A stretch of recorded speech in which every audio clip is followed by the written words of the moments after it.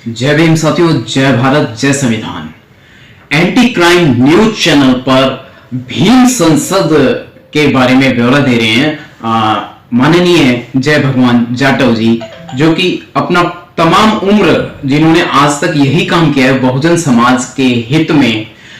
सरकारी संघर्ष उनका जारी है और प्रैक्टिकल इसमें यह होने जा रहा है कि भीम संसद का निर्माण होने जा रहा है। 131 सांसद हैं बहुजन समाज के, लेकिन वे हमारी आवाज यानी SC ST OBC मूल निवासी बहुजन समाज की आवाज को बुलंद नहीं करते। ऐसी क्या वजह है? आइए पूरा मामला जय भगवान जाटव जी से जानने की कोशिश करते हैं। जी सर। मैं नंद किशोर भाई जी आपका और आपके एंटी क्राइम न्यूज चैनल का शुक्रगुजार हूँ। साधुवाद कि आप समाज की आवाज को जनता तक पहुंचाने का काम कर रहे हैं। जी सर, साधुवाद। जो आज आपने कहा, ये भीम संसद का मैंने पीछे भी कहा था जी कि इस देश के अंतर्गत लाखों संगठन बने हुए हैं, लेकिन एक भी संगठन आज तक कोई भी ऐसा काम नहीं कर पाया जो कि उल्लेखनीय हो। समस्याएं हजारों हजार हैं। समाज, चाहे शिक्षा का क्षेत्र हो, चाहे आर्थिक क्षेत्र हो या अन्य अत्याचारों के मामलों, हम किसी भी चीज को कम नहीं कर पा रहे। जी बिल्कुल। उसका मेन कारण ये है कि हमारे संगठन बहुत हैं और अच्छा कार्य भी करते हैं, लेकिन उस कार्य को जो वो करते हैं उसका एक निश्चित दायरा है। वो उसी क्षेत्र में अपना बिजी हैं, उसी काम में लगे रहते हैं। लेकिन जब तक हम कॉमन मिनिमम प्रोग्राम बना करके सब संगठनों की समस्याओं को लेकर के एक जगह इकट्ठा नहीं करते और उन सब समस्याओं के अनुसार हम लोग अपना कॉमन मिनिमम प्रोग्राम नहीं बनाते, सबको साथ लेके नहीं चलते, तब तक हमारी बात कोई सुनने वाला नहीं है। आज जैसे आपको मालूम है कि पार्लियामेंट के अंतर्गत लोकसभा में हमारे 131 सांसद हैं और मंत्री भी हैं, कमी किसी तरह की नहीं है। 131 सांसदों में आपने कभी कोई देखा है कि हमारी समस्या को लेकर के किसी आदमी ने हाउस के अंदर कोई तूफान मचाया हो, कोई बोला हो, किसी ने कुछ कहा हो? यदि कोई तूफान नहीं बचा सकता तो कम से कम बात को तो रख सकता है, कह सकता है कि भाई ये समस्याओं का समाधान करो। या तो ये सांसद जानते नहीं है कुछ, एक कारण इनको मालूम ही नहीं है कि समस्या क्या है, या दूसरा ये है ये उठाते ही नहीं है, तीसरा ये कह सकते हो इनके ऊपर पार्टी का दबाव है। मैं ये कह रहा हूँ कि यदि पार्टी का दबाव है तो आज भाजपा की सरकार है तो उनके ऊपर दबाव हो सकता है जो भाजपा के MP हैं, लेकिन जो दूसरी पार्टियों के MP हैं वो कांग्रेस के MP वहां बहुत हैं, दूसरे भी दलों के MP हैं, दलित MP हैं। वो लोग क्या कर रहे हैं? क्यों नहीं बात उठाते? लेकिन बात क्या है? बात ये है उनकी बात को कोई तवज्जो ही नहीं मिलती, क्योंकि संगठित तो है नहीं, सब लोग अपनी अपनी डफली बजाते रहते हैं। यदि सांसद ही इकट्ठे हो जाए जो अपोजिशन में हैं, जो दूसरी पार्टियों में हैं, भाजपा को छोड़ के यदि वही इकट्ठे हो जाए और हाउस में अपनी बात रखने के लिए वहां पूरी ताकत लगाए, तो कौन ऐसा है कि जो नहीं मानेगा? माननी पड़ेगी। लेकिन अभी तक जो ये भाजपा की सरकार है, इसने तो कसम उठा रखी है कि इन दलितों को जहां से आए हैं वहीं वापस भेजना है। इसमें कोई कसर वो नहीं छोड़ रहे। मैं आपको एक छोटा सा एग्जांपल देता हूं। ये एक forum of SC ST parliamentarians, ये फोरम है शेड्यूल कास्ट के MPओ का, जो पार्लियामेंट हाउस में अपनी इकट्ठे सामूहिक होगा आवाज उठा सकते हैं। लेकिन जब से ये बीजेपी का बना है, बीजेपी की सरकार बनी है, तब से सबकी बोलती बंद पड़ी है। लेकिन उन लोगों ने 51 सांसदों ने, ये मैं आपको दिखा दूं, ये 51 सांसदों के हस्ताक्षर हैं। जी। ये 51 सांसदों के ये हस्ताक्षर हैं और 51 आदमियों ने एक सरकार को, प्रधानमंत्री को, सरकार को नहीं, प्रधानमंत्री को एक लेटर दिया था 9 मई 2016 को। जी सर। 9 मई 2016 को प्रधानमंत्री जी को एक पत्र दिया जिसमें उन्होंने 7 मुद्दे रखे। मैं 7 मुद्दे आपके सामने पढ़ के सुना देता हूँ। और प्रधानमंत्री को सब आदमी सिग्नेचर करके उनके बारे में बताया कि आप इसको इम्प्लीमेंट करिए। जब ये 51 सांसद साइन करके और प्रधानमंत्री को एक मेमोरेंडम देते हैं कि दलितों के ये मुद्दे आप करिए, उनके कान पे जू नहीं रेंगती। उन्होंने ये कहाँ कूड़ेदान में फेंका, आज तक इसके ऊपर कोई भी कार्रवाई नहीं हुई। इनके मुद्दे में आपको बता दूं, जो इन सांसदों ने उठाया था, ये मेमोरेंडम दिया था, memorandum to the honourable prime minister by SC ST MPs, ये इनका हेडिंग था, इन्होंने दिया था। और पहला मुद्दा था इनका the legislation on reservation in promotion. मुद्दा था the legislation on reservation in promotion. भाई प्रमोशन में रिजर्वेशन लगभग 65 साल से चला आ रहा था और सबको रिजर्वेशन इन प्रमोशन मिलता था। लेकिन इस देश की जो अदालतें हैं, वो लोग जो बैठे हैं वहाँ पर, वे सब शेड्यूल कास्ट के हैं। उन्होंने तोड़ के मरोड़ के वहाँ रिट लगवा लेते हैं, उल्टा सीधा वहाँ पर फैसले देते हैं और वो फैसले सारे एंटी शेड्यूल कास्ट होते हैं। लेकिन सरकार की ड्यूटी है, यदि कोर्ट में बैठे हुए जज बेईमान हैं और वो दलितों के हित की रक्षा नहीं कर सकते, वो संविधान के अनुसार काम नहीं कर सकते, तो किस लिए वहाँ बैठे हैं। और जो आदमी बैठते हैं वे सब पार्टी के नुमाइंदे होते हैं। वो नाम के लिए जज होते हैं, वकील से जज बनाए जाते हैं। जो वकील से जज बनते हैं वे सब पार्टियों के नुमाइंदे होते हैं। जी। जब भाजपा आती है तब वो अपने नुमाइंदे बैठा देती है, जब कांग्रेस आई तब उसने अपने नुमाइंदे वहाँ पर बैठा दिए, जज बना दिए। वो जज कोई निष्पक्ष नहीं हो सकते, वो जज अपनी पार्टियों के गुलाम होते हैं। तो वो सब लोग जो फैसला देते हैं वो उसी हिसाब से देते हैं जो उनकी पार्टियों की मनोइच्छा होती है, जो उनकी दिल में होता है। पार्टी की जो थ्योरी है उसी के अनुसार वो फैसला देते हैं। तो हमें इन जजों के ऊपर कोई विश्वास नहीं है, क्योंकि जज वो होना चाहिए जो जज जनता से किसी कंपटीशन से एग्जाम दे के चुन के आया हो, और चुन के आने के बाद उसको भी प्रमोशन ले करके वो डिस्ट्रिक्ट जज बना हो, हाई कोर्ट का जज बना हो, सुप्रीम कोर्ट का जज बना हो, तो वो कोई तरीका। आज आप जानते हैं कि एक क्लर्क के लिए, एक क्लास 4 क्लास 3 एम्प्लॉयज के लिए भी एग्ज़ाम होता है। किसी भी नौकरी में चले जाओ, सभी का एग्ज़ाम होगा, टेस्ट होगा, टेस्ट होने के बाद में उसका इंटरव्यू होगा, इंटरव्यू होने के बाद में फिर उसका सिलेक्शन होगा। लेकिन जजों के लिए कौन सा टेस्ट होता है, कौन सा एग्ज़ाम होता है, कौन सा उनका इंटरव्यू होता है, कुछ नहीं। बस लिस्ट भेज दी, ये तेरा ये मेरा, भाई भतीजावाद करके चुन करके वो चले जाते हैं, बढ़ा देते हैं, भाई ये जज हो गए। वो जज कैसे हो सकता है?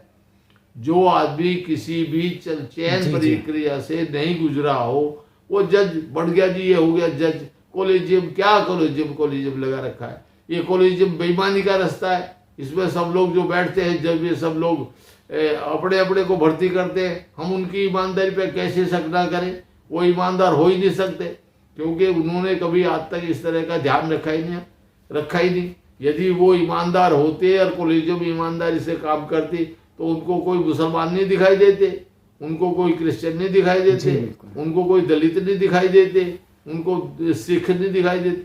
कितने आदमी आज तक इन्होंने इस तरह के लिए हैं जो इन वर्गों से हैं।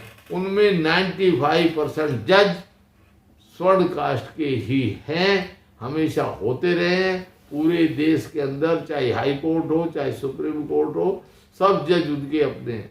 तो मैं ये कह रहा था, तो जो यहाँ की सरकार है ये दलितों के प्रति बिल्कुल भी सहनशीलता नहीं दिखा रही, असहनशील सरकार है। दलितों को नहीं चाहती कि ये उनका उत्थान के लिए काम करें, विकास के लिए काम करें।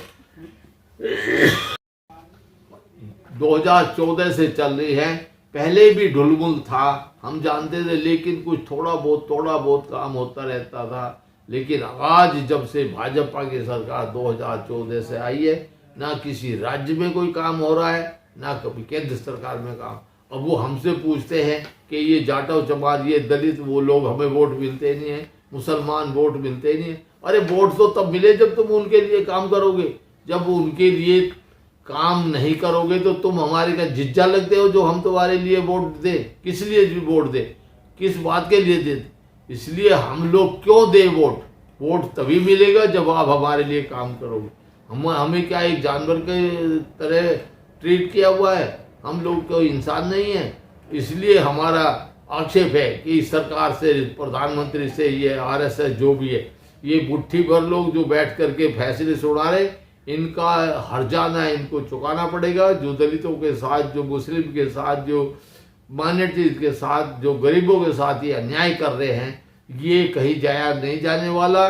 ये लोग इस इकट्ठा हो करके इनके ऊपर बराबर का बदला लेने के लिए अपना काम करेंगे। ये इनको नोट कर लेना चाहिए। ये अपनी मौत का बुलावा खुद अपने आप दे रहे हैं। इस देश में क्रांति कभी भी हो सकती है, क्योंकि आवश्यकता बन चुकी है। क्योंकि जिन लोगों को दबाते दबाते हालात ये बन जाएंगे कि उनको कितना दबाओगे। वो लोग, तुम उनको नीचे दबा रहे, वो उठने के लिए आवाज उठा रहे, लेकिन आप लोग जितना दबा, क्योंकि सरकार आपकी है, आप मैक्सिमम दबा सकते हो, अपनी पावर का इस्तेमाल कर सकते हो। वो कब तक करोगे सरकार? जब जनता उठेगी तो उसको कोई दबा नहीं पाएगा और तुम्हारी सरकार को उखाड़ फेंकने में कोई देर नहीं लगेगी। इसलिए मेरा ये कहना है, मुझे इनके जवाब चाहिए। 51 सांसदों ने जो आपको मई 9 2016 को पत्र लिखा, जिसमें कहा कि प्रमोशन के अंतर्गत आरक्षण हो, यदि उसमें कोई कमी है तो सरकार को उसको ठीक करना चाहिए था। 51 सांसदों ने ये मांग रखी थी। दूसरी मांग रखी थी, द लेजिस्लेशन ऑन सब प्लान फॉर SC/ST। बजट में सब प्लान बना करके आबादी के अनुपात में उनको पैसा अलॉट करने की बात कही थी, जो आबादी है उसके अंदर। और उसको ये रिक्वेस्ट किया था कि वो डाइवर्टेबल भी नहीं हो, टैक्सेबल भी नहीं हो। तो आपने क्या कार्रवाई की उसकी? जहाँ तक मैं बता दूं कि आज तक हमको 2 तरह का प्लान इनका है। एक प्लान बजट होता है, एक नॉन प्लान होता है। नॉन प्लान में चलो आप हमें आरक्षण में उस दाम हमारी आबादी के हिसाब से नहीं देते, लेकिन प्लान बजट में तो हमें हमारी आबादी के हिसाब से देना चाहिए। तो ये मांग रखी थी इन्होंने कि इसके ऊपर एक एक्ट बनाया जाए, जैसा कि एक्ट जो भी बनाया, गलत सही जितना बनाया, अभी ये एक्ट बनाया है, आंध्र में बनाया है, कर्नाटक में बनाया है, उत्तराखंड में, 3 राज्यों ने बनाया। लेकिन केंद्र सरकार क्यों नहीं बना रही? एक्ट बताइए। एक्ट एक शेड्यूल कास्ट का ये जो है सब प्लान, इसके लिए जो एक्ट है, ये एक्ट बन जाए कि हमें आबादी के हिसाब से पैसा वो मिलेगा, वो ना डाइवर्ट होगा ना लेफ्टेबल होगा, और वो हमारे इंडिविजुअल और फैमिली ओरिएंटेड स्कीम के ऊपर ही खर्च होगा, वो किसी दूसरे खर्चे में नहीं जा सकता। इसलिए ये इनका था। तीसरा था इनका ये comprehensive legislation on reservation for the SC/ST in post and services in the government. ये तीसरा था कि इन्होंने कहा था कि ये भी एक्ट बनाया जाए पोस्ट एंड सर्विस। आज 10 साल हो गए, विधानसभा में बिल पास हुआ, लोकसभा में पेश हुआ, उसमें अमेंडमेंट आए, अमेंडमेंट करने के लिए उसको विड्रा किया, अमेंडमेंट करके लाएंगे। आज तक अमेंडमेंट उसमें करके नहीं, पार्लियामेंट हाउस में उसको लोकसभा में आज तक पेश नहीं किया। तो ये बेईमान है कि कौन है बेईमान? ये सरकार बेईमान है, इनके सोचने वाले बेईमान हैं, इनके जो भी करता धरता है, चाहे वो RSS हो जिसके सपोर्ट चलते, ये सब लोग बेईमान हैं और इनके अंदर जरा भी इंसानियत नहीं है। ये नहीं चाहते कि SC/ST वर्ग के लोगों को उनका हकूक मिले। अरे तुमने वायदा किया देश आज़ाद होते टाइम कि हम तुम्हें, बाबा साहब से इनका जी, ये बिल्कुल। वायदा था कि 10 साल के अंदर अंदर हम तुम्हें एक दूसरे समाज के बराबर ले आएंगे। लेकिन आज कुछ तक हुआ, नहीं ले पाए। आज तक कुछ किया। उसके बाद में 2005 में नेशनल डेवलपमेंट काउंसिल की मीटिंग हुई 27 जून 2005 को, 51वीं मीटिंग थी। उसमें प्रस्ताव आया, पास किया गया कि भाई इनको 10 साल के अंतर्गत अंदर अंदर इनको अन्य समाज के बराबर ले आना है, जनरल कैटेगरी के बराबर इन लोगों को लाना है। ये प्रस्ताव पास हुआ, ये कॉपी है, सब कुछ है, लेकिन वो प्रस्ताव पास का पास रखा है। आज तक किसी ने भी उसके ऊपर 10 कदम भी आगे नहीं चले। तो इससे बेईमान गवर्नमेंट हो सकती है? ये हमारे लिए बेईमान नहीं, ये देश के लिए बेईमान है। जो वायदा किया, जो जवाब किए हैं, वो जबान से मुकर गए। ये हमारी जो यहाँ की कौम है, जो हिंदू कौम है, जिसको हम कहते हैं कि ये हिंदुत्व और हिंदुत्व सबसे बड़े बेईमान और चोर वर्ण व्यवस्था है। हिंदू का मतलब वर्ण व्यवस्था है, जो ये लागू कर रहे, यही बेईमान लोग हैं। इन लोगों ने कभी अपनी जबान को पूरा नहीं किया। ये झूठे लोग हैं, कभी बात को देश के पूरा नहीं गद्दार करते कहेंगे हैं। इन्हें, देश के गद्दार कहा जा गद्दार सकता भी है। कह सकते हैं। ये रासू का गद्दार लगनी अपने चाहिए आप साहब। हो जाते हैं। ये जी, मेरे इन कहने पर से रासू गद्दार का भी लगनी चाहिए। गद्दार ये सब अपने आप इसका। इसके आगे चौथा इनका था जुडिशियल अपॉइंटमेंट। जी सर। अगली जो बात थी, वो जो इनका चौथा पॉइंट था, जो 51 सांसदों ने साइन करके प्रधानमंत्री को दिया, वो चौथा मुद्दा था उनका जुडिशियल अपॉइंटमेंट। वो था representation to SC/ST communities. SC/ST communities को जुडिशियल अपॉइंटमेंट में हम लोगों को हमारी हिस्सेदारी दी जाए। ये था, क्या हुआ आज तक, क्या किया इन्होंने? कोई हमारी दी है? संविधान के 312 में लिखा है कि ये सारा एक कमीशन बनेगा, कमीशन के द्वारा ये सब अपॉइंटमेंट होंगे। लेकिन ये बेईमान आदमी कभी बनाएंगे? क्योंकि ये नहीं चाहेंगे कि कोई इन बढ़िया ब्राह्मणों के अलावा कोई भी आदमी इस देश में कोई जज बने या कोई भी आए।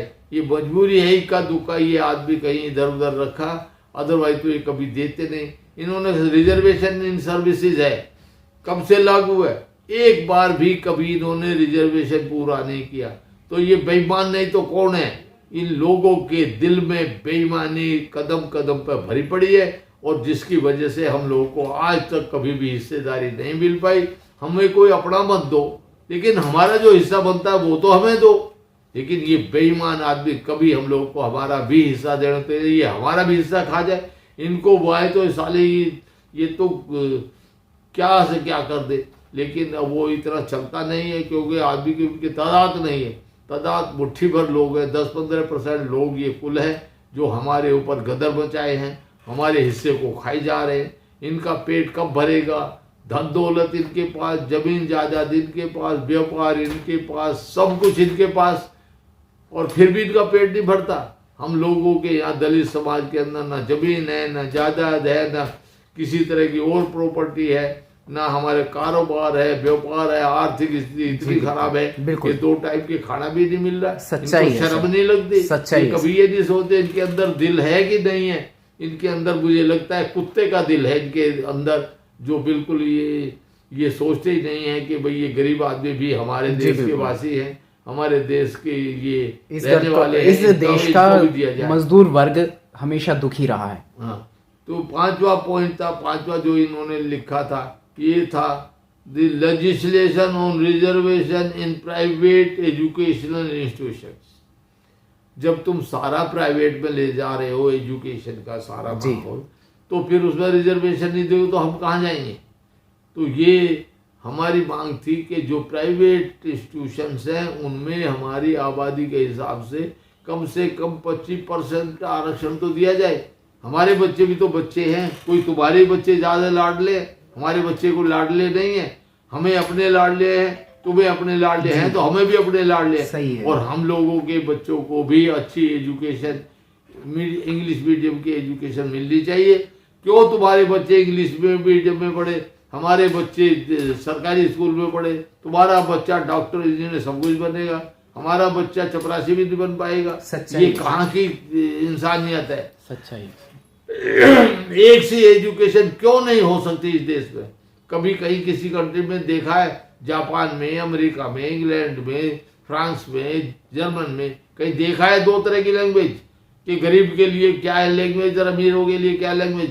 तो ये बात साबित होती है कि ये बेईमान लोग हैं और ये बेईमान लोग ये नहीं चाहते कि हम लोगों को भी आगे बढ़ने का मौका दें। ये चाहते हैं कि हमें इनकी गुलामगिरी करते रहे, गुलाम बने लेकिन इनको ये नोट कर लेना चाहिए कि हमारी आबादी यदि तुम सीधी सीधी ज्यादा नहीं करो, जो जाटव चमार की आबादी है उतने तुम्हारे स्वर्ण समाज की आबादी है। ये नोट कर लें, इतनी आबादी हमारे एक ही कौम की जाटव चमार चमार की आबादी उतनी है जितनी तुम्हारी सबकी है। और यहाँ तो भरे पड़े हैं बाकी 6743 जातियों में बटे हुए हैं बहुजन समाज के लोग। यहाँ तो ओबीसी का 52% आबादी है, मुसलमानों की आबादी है, यहाँ सब दलितों की आबादी है। जाटव चमार के अलावा भी यहाँ चाहे वो रैगड़ हो, दानक हो, बैरवा हो, चाहे वो खटीक हो, वाल्मीकि हो, यहाँ तो बहुत जातियां सब भरी पड़ी है। तो तुम्हारी औकात क्या है? तुम्हें तो जिस दिन ये लोग उठेंगे, जब चाहे तुम्हारी गर्दन मोड़ करके तुम्हारे मुर्दा बना करके ये लोग खा जाएंगे। सही बात है, एक बार अपनी पे आने की देर है। हाँ जी, तो आपको ये सोचना चाहिए कि हम इतनी माइनॉरिटी में यहाँ पर हैं, हमारी संख्या क्या है, हम लोग सबके साथ व्यवहार भाई जैसा करें, एक भाईचारा बढ़ाए। तुम लोग देश पर दुश्मनी पैदा कर रहे हो, तिफरका पैदा कर रहे हो। इस देश को तुम देश नहीं रहना देना चाहते। इस देश में हमारा क्या जाने वाला है? हमारे पास है क्या जो हमारा लूटेगा? लेकिन आपको ये नोट रखना चाहिए कि जो तुम्हारे पास धन दौलत जो अभी है आज शान शौकत में है, हाँ जो शान शौकत है तुम्हारी ये बेटियां मेट कर देंगे ये समाज, तख्ता पलट पे आ गया तो हाँ तो इसलिए मेरा अनुरोध ये है इस सरकार से सबसे कि सबके साथ एक सा व्यवहार करो। सबका कह देने से बात नहीं बनती, सबका विकास, सबका साथ, सबका विकास, सबका विश्वास। अरे झूठ बोलते हो, सबका साथ कैसा सबका साथ? तुम सबका साथ ले करके तुम सबका विकास, हत्यारे तो खुले घूम रहे हैं तुम। हाँ तो ये इसलिए अपने आप को सरकार को और बीजेपी सरकार को और आरएसएस को संभलना बहुत जरूरी है। इसमें हम लोग का क्या जाने वाला? हम तो तब भी सड़क पे हैं, फिर भी सड़क पे रहेंगे, लेकिन बिक जाने वाला आपका है। जिन लोगों के पास इस देश की सारी धन दौलत संपत्ति है उन लोगों को इस बारे में सोचना चाहिए। इसलिए हमारा ये अनुरोध है सब लोगों से कि भाईचारा बना के चलो, सब जाति धर्म के आदमियों को साथ लेके बिल्कुल, हम तो इक्वल मानते हैं, सबके साथ भेदभाव ना करो। जो लोग बिल्कुल पिछड़ गए हैं, बहुत पीछे रह गए हैं, जिनको मौका नहीं मिला आगे बढ़ने का, चाहे वो किसी भी जाति धर्म के आदमी हैं, बिल्कुल उनको सबको आगे लाने का मौका दो और उनको भी बढ़ाओ, तभी इस देश से क्रांति रुक सकती है। नहीं तो आज नहीं तो कल, कल नहीं तो परसों ये देश तबाह होगा। अभी 100 साल ये चल जाए, मुझे तो इसके ऊपर शक दिखाई दे रहा है कि 100 साल ये आज़ादी के पूरे करे, क्योंकि जो माहौल बनाते जा रहे हैं ये बीजेपी वाले, आरएसएस वाले, मुझे नहीं लगता कि 100 साल तक ये देश चलेगा। भले ही आज आप देख रहे हो किस तरह के रशिया का किस तरह का माहौल बना हुआ है, बिल्कुल, तो ये माहौल बनना यहाँ कोई मुश्किल है, क्योंकि हिंदुस्तान को कोई लोग कोई आए दिन नए नए हत्याकांड हो रहे हैं, दलितों के हत्यारे खुले घूम रहे हैं, नए नए जितने भी ये मामले चल रहे हैं, कोई भी देश, क्योंकि हमारे संबंध किसी भी देश से अच्छे नहीं है, हमारे जितने पड़ोसी देश हैं उनसे भी हमारे संबंध अच्छे नहीं है। इसलिए कम से कम देश की जनता के साथ आपस में मिल बैठ कर संबंध हम लोग को अच्छे रखने चाहिए, जिससे कि यदि कहीं कोई मुल्क कोई हमारे देश पे आक्रमण करता है तो पूरा हमारा समाज एक जगह मिल करके इकट्ठा होकर के उसका मुकाबला कर सके। यदि जात पात धर्म में बटा रहा तो जैसे हजारों हजार साल तक हमारा कभी मुगलों का कभी किसी का गुलाम रहा, ऐसे ही फिर गुलाम रहेगा। अंग्रेज जो ईस्ट इंडिया कंपनी लेके आए, जो मुट्ठी भर लोग थे, वो मुट्ठी भर लोग रह करके यहाँ राज करके 150-200 फूट के कारण वो इसी जातिवाद वर्ण व्यवस्था की वजह से, क्योंकि व्यवस्था की वजह, इसलिए अब लोग SC पावर में नहीं थे। अब आज देश आप लोगों के हाथों में है, बड़ी मुश्किल से आजाद हुआ है, इसको आजाद बने रहने दो। ये तभी बना रह सकता है जबकि सबके साथ एक सा व्यवहार होगा, समानता का व्यवहार होगा और इस देश में सबको उठने का मौका मिलेगा। यदि आप लोगों के मन में ये रहेगी कि हम लोग को एजुकेशन मिले ही ना और तुम लोगों को इंग्लिश मीडियम की मिले, और या हम आप लोगों तो आर्थिक क्षेत्र में फैक्ट्री इंडस्ट्री सभी तुम्हारी लगे, हम लोग सिर्फ गुलामगिरी करते रहे, ये देर ज्यादा नहीं चलने वाला। जी। इसलिए अपने आप को बताएं। 7वां पॉइंट इनको दिया था, मैं आपको बता दूं। 6ठा पॉइंट था दूसरा, legislation on reservation in private sector. भाई जब तुम सारा देश प्राइवेट करते जा रहे हो, सारी चीजें बेचे जा रहे हो, तो हम लोग कहाँ जाएंगे? हमारे पेट नहीं है कि हमें रोटी नहीं खानी क्या? आप हमें क्या समुद्र में फेंक के आओगे? हम लोगों के साथ क्या करना चाहते हो? जी। हम लोग को भूखे मरने, भूखे तो मरेंगे नहीं, हम तो जब नहीं मिलेगा लूट के खाएंगे और आप ही लोगों को लूटेंगे। इसलिए आप यदि ये समझते हैं कि भाई ये मामला ऐसे दब जाएगा, ऐसे नहीं दबेगा। भूखा आदमी, भूखा तो एक जानवर, कुत्ते को आप 4 दिन के लिए घर में बंद करके चले जाए और आ करके जब कभी तुम दरवाजा खोलोगे वो मालिक को खा जाएगा कुत्ता। वो कभी ये नहीं देखेगा कि ये मेरा मालिक है, क्योंकि उसने उसको भूखा मारा है, उसने उसको भूखा तड़पाया है। इसलिए एक एग्जाम्पल बहुत बड़ी एग्जाम्पल है। इसलिए आप लोग हम लोग को भूखा मारेंगे, 2 दिन 4 दिन हम भूखे रहेंगे, उसके बाद जब हमें मौका मिलेगा हम एक तरफ से खाना शुरू करेंगे, हम लोग जिंदा आदमियों को खाएंगे। ये आपको समझ लेना चाहिए। इसलिए मेरा बार बार इसलिए है कि वो स्थिति पैदा ना हो देश में, ऐसे हालात ना आए। इसलिए सभी समाज के सब वर्गों को बराबर उठाइए, बराबर लेके चलिए। जिनके पास बिल्कुल नहीं है उनको ज़्यादा सहूलियतें दीजिए, हमें भी कोई ऐतराज नहीं है। जो बिल्कुल ऐसे पायदान पे खड़े हैं जहाँ रोटी भी नहीं 2 टाइम की मिलती है, उनको आप ज़्यादा मदद दीजिए। इसमें हाँ किसी को कोई ऐतराज की बात ही नहीं है। बिल्कुल, ये सरकार की जिम्मेदारी बनती है कि देश के बदतर हालात को बेहतर बनाएं।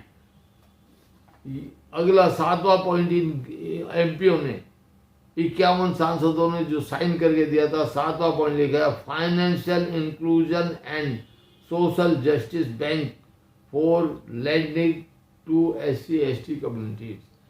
ये बैंकों के ऊपर ये पाबंदी लगाने का, इनके लिए कहा, डायरेक्शन इशू करने के लिए कहा कि भाई ये जो बैंक है ये हमारे लोगों को भी, दलितों को भी, SC/ST वर्ग के लोगों को भी बैंक लोन दे। जी। आप बैंक अपने जाते हैं, नाम सुनते ही वो शेड्यूल कास्ट का है, तो वो लोग उनकी तकनीकें शुरू हो जाती हैं, बस सिस्टम शुरू हो जाते हैं, और ये दुनिया भर के झगड़े बहाने बनाने लगते हैं, चक्कर कटवाते हैं। उनके ऊपर बाउंडेशन करिए, उनको बाउंड करिए कि वो आदमी हम लोगों को, गरीब लोगों को लोन दे, मैक्सिमम लोन दे। और मैक्सिमम लोन दे करके उसके लिए जरूरी है कि हम लोगों की फैक्ट्री इंडस्ट्री, जी बिल्कुल, चाहे 50 गज के, 100 गज के, 200 गज के, 500 गज के छोटे छोटे प्लाट हम लोग को बनाए, या प्लाट नहीं जगह है, कहें हमारे पास जगह नहीं है तो फ्लैटेड फैक्ट्री बनाए, मल्टी स्टोरी फ्लैट बना करके, वो फ्लैट टाइप बना करके हम लोग को दे दे, उनमें हम अपनी फैक्ट्री बना करके अपना काम करेंगे।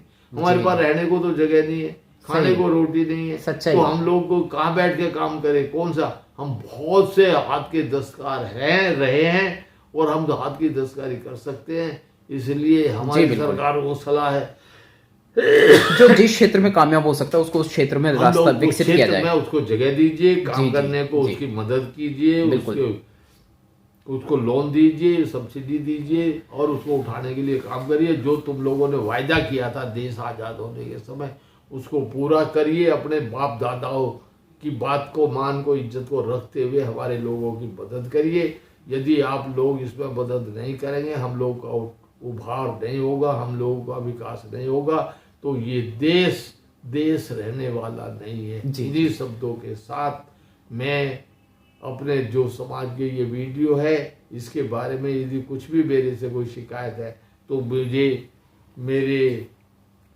ईमेल पे या मेरे फ़ोन नंबर पे मुझे आप अपनी शिकायत भेजिए। मेरा नाम जय भगवान जाटव है। मेरा फ़ोन नंबर 9810634677 ये नंबर है। इसको आप निकाल ले, नोट कर ले। मेरे को 24 आवर्स कभी भी बात करेंगे, मैं अवेलेबल रहूँगा। धन्यवाद। जय भीम, नमो बुद्धाय। जी सर, 7 पॉइंट पूरे हो चुके हैं, इस मुद्दे पे बात हो चुकी है। मैं बात करूंगा शिक्षा के क्षेत्र में 2 मिनट के लिए। शिक्षा के क्षेत्र में सर कुछ विद्यार्थियों को जो अपने स्तर पर किसी प्रकार से पारिवारिक संघर्ष पर किसी प्रकार से अपनी आर्थिक स्थिति को मतलब जूझ कर हालात से, जैसे भी नेगेटिव हालात हैं, और एजुकेशन लेवल पे जाकर अपने आप को, मैं शेड्यूल ट्राइब SC ST की बात कर रहा हूँ, OBC की बात कर रहा हूँ, जो हमारा मूल निवासी समाज के विद्यार्थी हैं उनकी शिक्षा में बाधा पहुंचाने का अगर कोई काम करता है तो उसको कैसे रोका जाए? देखिए, बदमाशी करता सरकार है तो बदमाशी कर रही है, टीचर प्रोफेसर, सरकार बदमाश, क्योंकि इनके दिमाग उल्टे हैं। जहाँ साले गणेश जी को दूध पिला दे, नुका गणेश जी दूध पी गए। जहाँ ये लोग पूजा पाठ, नुका सरस्वती है ये आ जाएगी। कई अबीना में बात करते हैं जिनके दिमाग खराब हो गए हैं, जिन लोगों को पत्थरों में भगवान दिखाई देते हैं, उन लोगों को कुछ नहीं कर सकते, उनका कोई कुछ नहीं कर सकता, क्योंकि उनको मरने दो, उनको वहीं सेवा पाठ करने दो, उनको पूजा में और लगा दो। उनको ये कहने की जरूरत है कि और 1 घंटा ज्यादा लगाओ, पूजा करो, ताकि देश बचा रहे। तुम्हारे घर में सरस्वती आ जाए, तुम्हारे घर में हनुमान जी आ जाए, गणेश जी आ जाए। इनसे पूछो यदि एक बच्चा भी पैदा ऐसा हो जाएगा तो घर में रखोगे क्या? खैर, उन बातों में हम नहीं जाना चाहते, उसके लिए हमारी कोई जिम्मेवारी नहीं है। लेकिन हमारी जिम्मेवारी ये है कि जो हमारे दलित समाज के भाई बहन हैं, उनकी भी तो कुछ जिम्मेवारी है। बाबा साहब का माल खा करके, हलवा मांडा खा करके जो आज पढ़े हैं, बड़े हुए हैं, जिनों के घरों में बच्चे IAS IPS सब कुछ बन के जा रहे हैं, उन लोगों को कोई जिम्मेवारी नहीं है। उन हरामखोरों को कहो कि वो लोग समाज के बारे में सोचे, उनके लिए काम करें। जी बिल्कुल। और वो लोग घंटा 2 घंटा कम से कम गरीब के बच्चों को पढ़ाए। यदि नहीं पढ़ा सकते, उस तरह नहीं कर सकते, तो कम से कम 20 अक्षर इंग्लिश के, 20 हिंदी के जो टफ वर्ड है डेली लिखवाए। ऐसे एक एक बच्चे के यदि क्लास के हिसाब से उनको तैयार कराएं तो बच्चे वो अपने आप चल पड़ेंगे। इंग्लिश मीडियम के बच्चे भी पीछे रह जाएंगे, ये मेरी गारंटी है। बशर्ते कि हम लोगों ने अपने बच्चों को अपने घर पर अलग से 2 घंटे समय दे करके पढ़ाना शुरू कर दिया तो। लेकिन यदि समाज के जो नालायक आदमी हैं, जो हमारा भी समाज में कुत्ते टाइप के आदमी है, वो लोग बुराई तो करेंगे, इधर कौम के गद्दार करेंगे, कौम के गद्दार तो है, समाज के लिए काम नहीं करे, कहेंगे क्या करे। अरे क्या करे, घर में बैठे टीवी देख रहे हो, पार्कों में घेर रहे हो, ताश खेल रहे हो, इससे अच्छा 2 घंटे बच्चों के ऊपर लगा दो। वो दलित समाज में किसी का बच्चा हो, आप उसकी मदद करो, उसको आगे बढ़ाओ, अपनी अपनी एनर्जी को, अपनी ऊर्जा को, अपने साहस को समाज को भरमाने में लगे हुए हैं, सही उपयोग नहीं कर रहे। यदि ये काम कर दिया, यदि एजुकेशन का ही काम कर दिया, तो हम कभी किसी के दबाव में नहीं आएंगे और बाबा साहब का सपना साकार होगा। बाबा साहब डॉक्टर अम्बेडकर ने कहा शिक्षित बनो। यदि शिक्षित बन गए तो हम लोग को दबा नहीं सकता और हम एक दिन इस सत्ता पर काबिज होंगे, हम इस देश के मालिक होंगे। ये मेरी गारंटी है। हमारी उम्र तो हो रही है, हम तो जाने वाले हैं, लेकिन कम से कम जो मेरे नौजवान आने वाले हैं, मेरे नौजवान भाई बहन आने वाले हैं, वे इस देश पर राज करेंगे, ये ऐसा मैं मानता हूँ। और ये मेरा अपने समाज को आशीर्वाद भी है कि नौजवान भाई, इन जो हमारे बूढ़े बुजुर्ग हैं, हम उनकी मान सम्मान इज्जत करते हैं, लेकिन वे जो हरामखोरी कर रहे हैं, वो जो अपना अपना पेट भरकर सब एक तरफ जा रहे हैं, समाज की चिंता नहीं है, वो समाज के लिए लड़ना चाहते हैं, ऐसे आदमियों का मैं अब किसी तरह भी समर्थन नहीं करता। ऐसे आदमियों को मैं ये कहता हूँ कि ऐसे आदमियों को बुढ़े से मर जाना बेहतर है, जो आदमी समाज के लिए 2 घंटे का उपयोगी नहीं है। जी धन्यवाद। हिंदू राष्ट्र की तरफ बहका के ले जा रही है वर्तमान सरकार, और हिंदू राष्ट्र का मतलब है वर्ण व्यवस्था, और वर्ण व्यवस्था का मतलब है हमारे साथ SC ST OBC का कोई इंसाफ नहीं। नंद किशोर जी, ना हम हिंदू थे, ना हिंदू हैं, ना हिंदू रहेंगे।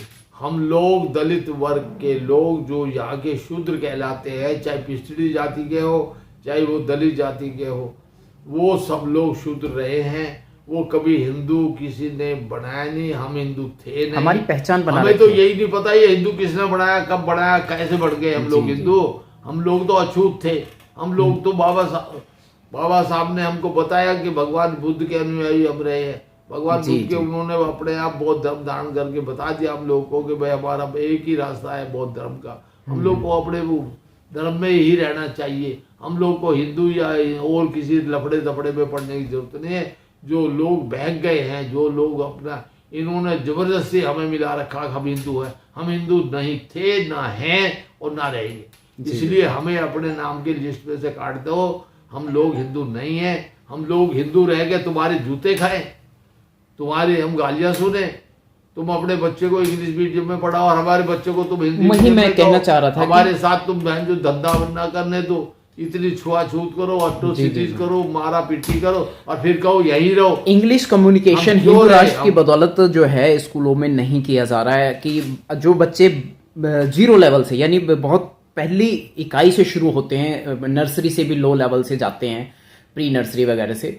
आजकल तो बच्चे 2.5 साल के बच्चे स्कूल जाने लगे हैं, 2.5-3 साल के बच्चे। तो वो बच्चे इंग्लिश बोलना 12वीं तक परफेक्टली बोलते हैं, वो बात करते हैं इंग्लिश में, लेकिन बाहर की दुनिया में उनका इंग्लिश कम्युनिकेशन खत्म हो जाता है।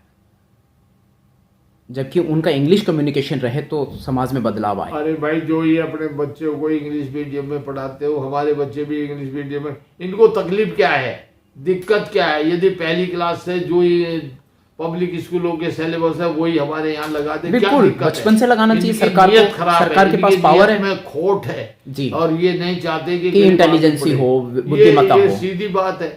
हमारे आदमी जो मूर्ख है, पूरा देश मूर्खों का भरा पड़ा है। इसमें ये नहीं समझते कि इन्होंने अपने लिए इंग्लिश मीडियम स्कूल क्यों बनाए। सही, हमारे लिए ये सरकारी स्कूल बिल्कुल के हिंदी मीडियम चाहे तो यहाँ पर एजुकेशन दे हम सकते लोग हैं। को इंग्लिश मीडियम या वो सब्जेक्ट जो वहाँ पढ़ाए जा रहे हैं, हमारे बच्चे को यहाँ नहीं पढ़ा सकते। सच है, क्यों नहीं सच, पढ़ा सकते? बिल्कुल सर। वो नियत नहीं है, खोट है नियत।